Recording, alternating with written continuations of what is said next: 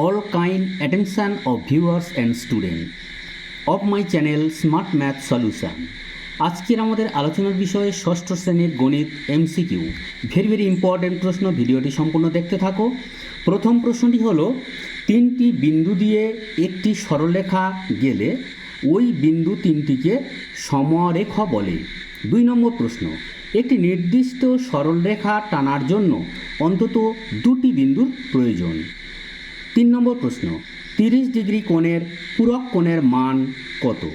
এখানে পূরক কোণ বের করতে গেলে 90 ডিগ্রি থেকে যে কোণটির পূরক কোণ বলবে সেই কোণটি মাইনাস করবে। 90 ডিগ্রি মাইনাস 30 ডিগ্রি সমান 60 ডিগ্রি।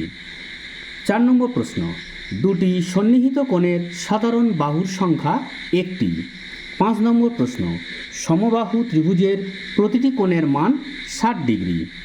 6 নম্বর প্রশ্ন, ত্রিভুজ ABC এর AB not equal to BC not equal to CA হলে ত্রিভুজটি বিষমবাহু হবে, অর্থাৎ বাহুগুলি অসমান।